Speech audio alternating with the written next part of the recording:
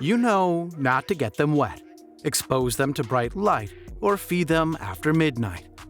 But here are 20 things you may not know about Joe Dante's creature-filled dark comedy classic, which will be making a triumphant return to the small screen via a new animated series. Today, I am going to show you 12 interesting facts about Gremlins. Before the start of the video, make sure to leave a like, and if you want to see more content, subscribe to channel. Let's get started. 1. It's partly responsible for the creation of the PG-13 rating. Truth be told, it's Steven Spielberg who is really responsible for the introduction of the PG-13 rating.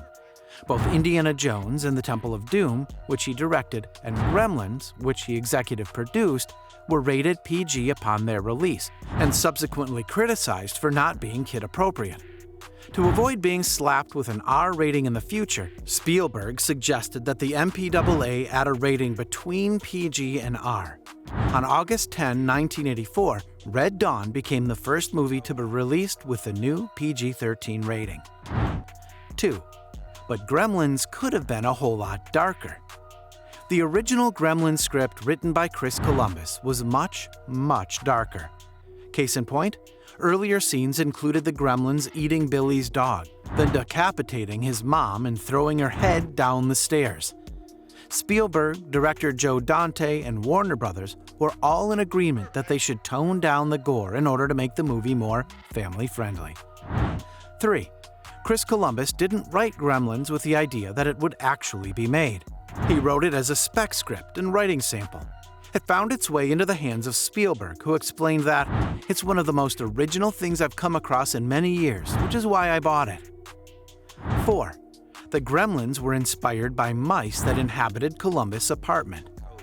By day, it was pleasant enough, Columbus said of the Manhattan loft that he lived in while attending film school at NYU.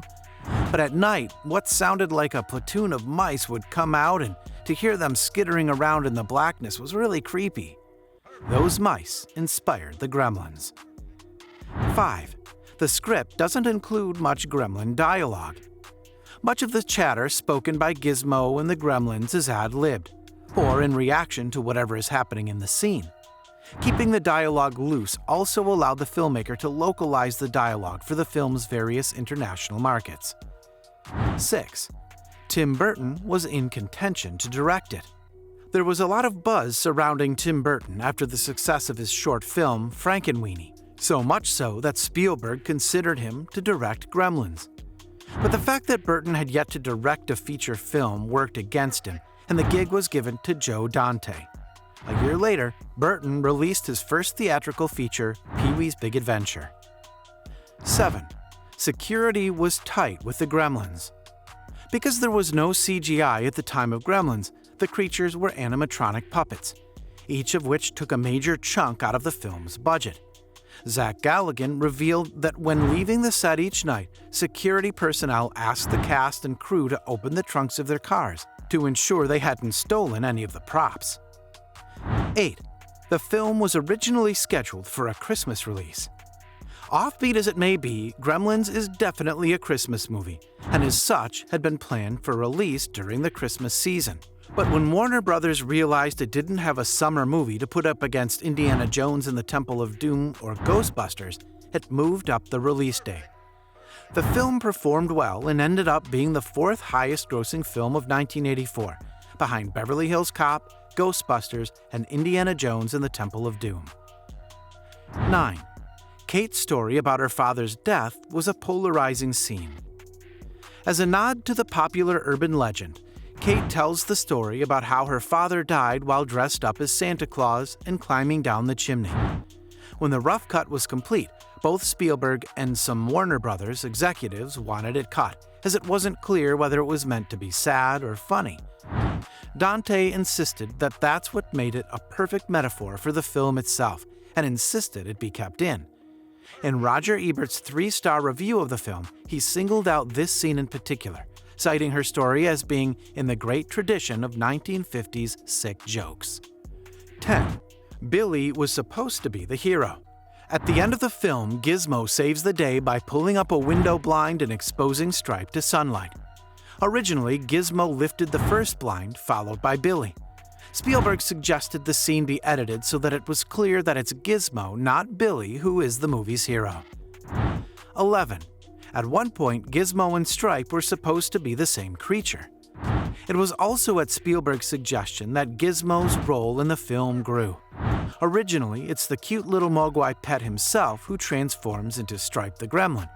But Spielberg knew that audiences would want to see as much of Gizmo as possible, so he withdrew the idea so that they would appear as totally separate characters. 12. The Gremlins will rise again. Though Gremlins did spawn a sequel, 1990's Gremlins 2: The Next Batch, there's been much talk in recent years about a reboot of the original.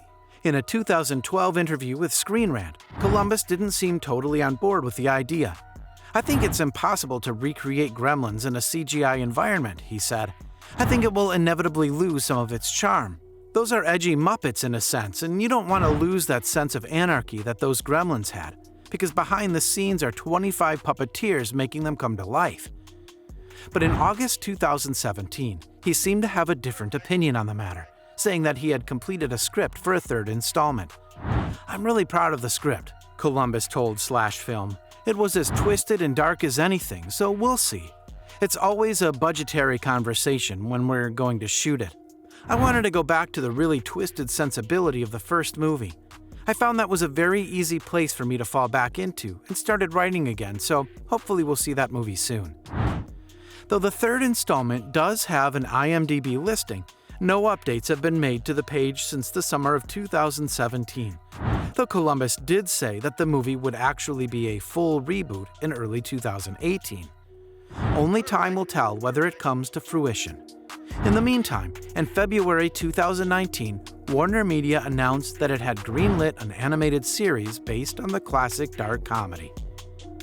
Thanks for watching, guys. If you enjoyed this video, smash that like button, subscribe to the channel, and turn on post notifications to see more of our future videos.